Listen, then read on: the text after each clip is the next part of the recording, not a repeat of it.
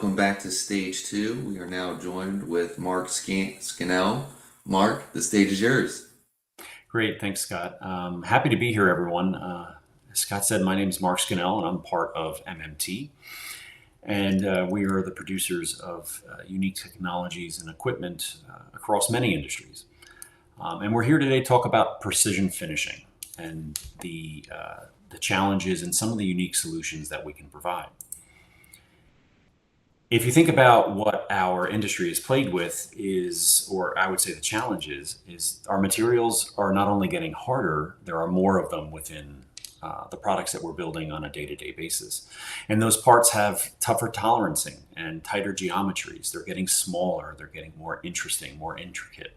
And the economics around producing those parts, from understanding the cost, making sure we don't have to rework anything, is very important. We put so much value into some of these end products that making sure that we can protect them along the way is really crucial.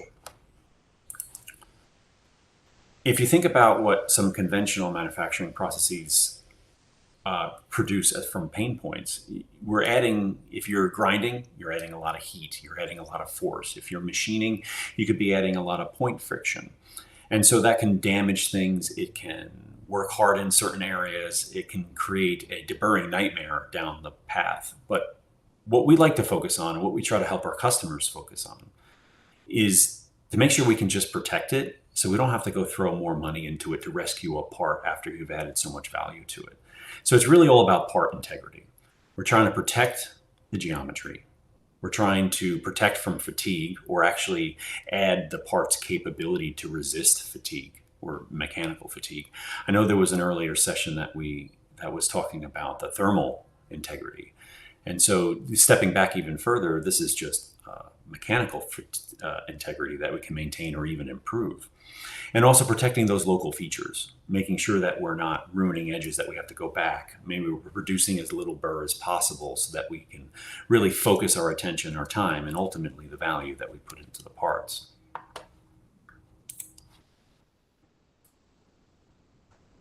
I think I skipped too far. There we go. Okay. So we're going to get into a couple of the technologies. If you looked at the earlier slide, and I'm not really great at reading all the stuff on the slides, and honestly, this is one of the strangest presentations I've ever done where you're just talking to yourself, but I'm sure some of you on this call have dealt with that in the past. But the first one that we talked about is geometry, protecting that geometry, producing as little burrs as possible. So one of the technologies that we have that is quite unique is something called ECG, or electrochemical grinding. And essentially, we use an electrolytic solution, and we charge the wheel as well as the fixture. And we combine that with the geometry that we can control on an abrasive wheel. And we actually start eroding the part and also using abrasive. And we can flip-flop between those two things. And what that means is we can cut off parts, we can put geometry into parts, think surface grinder, in a burr-free, low force, low temperature result. So instead of going back and having to fix something, we can actually protect from creating that problem in the beginning.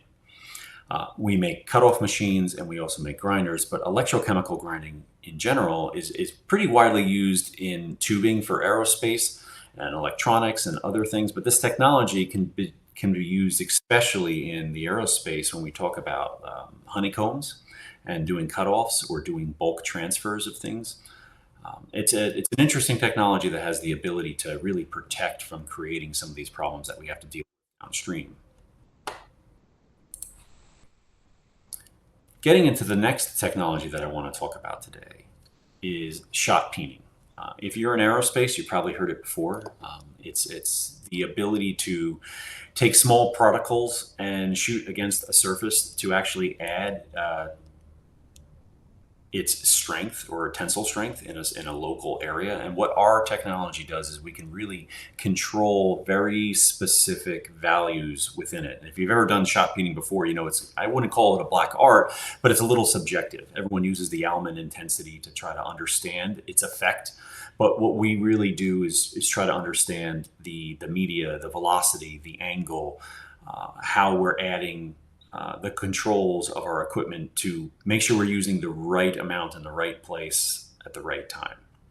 And this doesn't limit yourself to just aerospace parts, and it's finding itself into medical as well. But this is an area where we can actually protect from fatigue and increase its capability. Get on to the next one.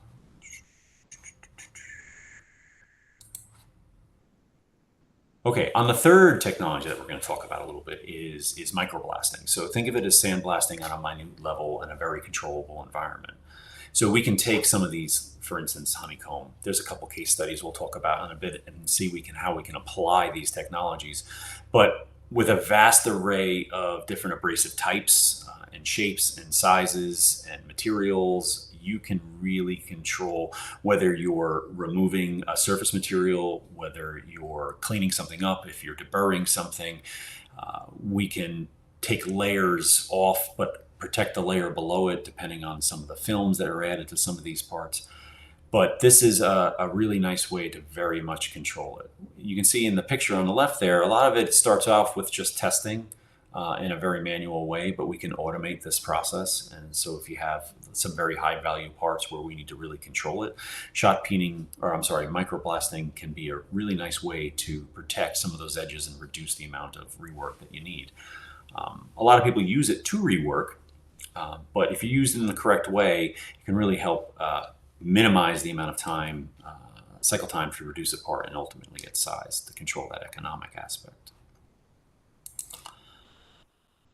If I think about these processes and how they work, we see it very often in some MROs where they're rebuilding some components within some of the jet engines.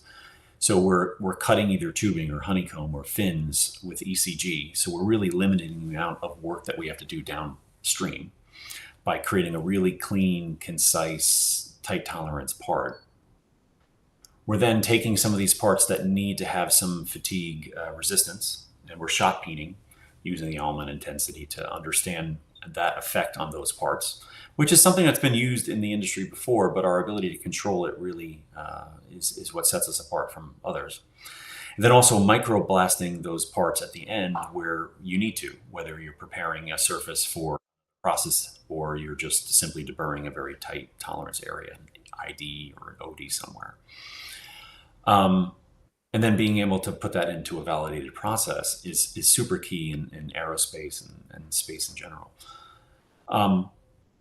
Sometimes you can get away with doing a really great ECG process on an existing one and not need to microblast. That's the ultimate gain here, or the goal. But making sure that we use the right 3 processes throughout producing a part is super important.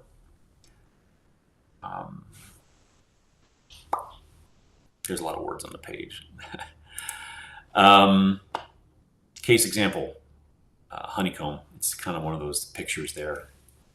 So when you're cutting a honeycomb, what happens, especially in a cutoff scenario, it creates a lot of burrs, internal and external, and takes a lot of manpower, and it's usually very manual to remove those burrs. So we have a couple of technologies that we talked about earlier that we can really apply here. The first one is doing it with ECG, so we actually minimize the amount of burrs. Now, when you're using ECG technology, you're balancing the difference between abrasive cutoff and erosion or chemical erosion. So chemical erosion is really great to reduce the burrs, but it reduces our predictability or the accuracy of the cut. So we have to balance those two. And throughout the process, we can go very heavy erosion or very heavy and abrasive. So depending on what part we're on or like what part of the actual honeycomb that we're cutting, we can control that. But sometimes we actually want to leave a little burr or a feather or a break edge, depending on how you want to define it. And then we'll go back with microblasting and get into those intricate parts, whether it be the internal side or the external side, those micro honeycombs versus the larger ones, and really clean it up. And that allows us to go right into inspection much quicker than it normally does. And there's a lot less of going to inspection, finding a burr, going back to manual deburring and pushing it back. So this is a nice way where we can minimize them up front and protect the dollars that we already put into it, and then very quickly control the deburring of those parts. Next one I wanted to talk about is a little bit of that fatigue. So it's a little bit redundant from what we talked about before, but if you take a look, like the fan blades that are inside of the motor, they are getting harder and the materials are becoming more and more difficult to deal with, and they're becoming thinner. When a part gets thinner, of course, by adding shot peening to your process, you're able to add to its strength without adding the mass, which is, of course, one of the key things that we're all aiming for. So we can machine it with ECG, whether that be a surface grinder or whether that be a cutoff kind of a scenario. In this case, it most likely was a surface grinder with some geometry put into the wheel, some 3-axis work, maybe even 4 axes.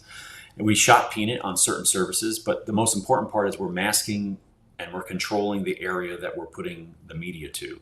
We don't want to just blast the whole thing with media and add a lot of work, because the media is only one-time use most of the time, because we need to understand the condition of the media as we're using it so that we can protect it. And then we want to verify that what happened. So in our process controls of our equipment, flow, volume, size, velocity, pressure, all those things that we can control and really give you a linked-in process. And so in summary, we're coming up on time here, so sorry about that. ECG, electrochemical grinding.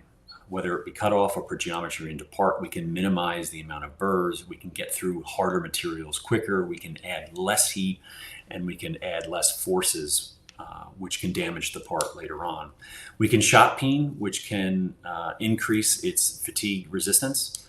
And microblasting is a really nice way to deburr and clean up parts in a very safe and effective manner. And I think I did it.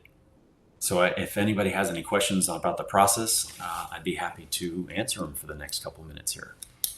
But if not, I appreciate everyone's time and hope at least I've shared some info. Thank you, Mark. And we do have some time if any questions come in. But thanks for taking the time to present today. Yeah, no, it's fun. I have to say, just like some of the other speakers, it's very strange just talking to yourself. I'm used to a more collaborative environment here. But it's fun, and a lot of the other sessions are great. So I wish everyone luck.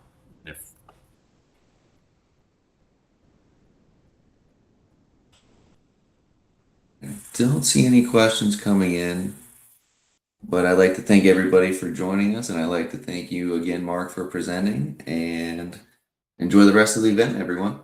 Yep, thanks for having me.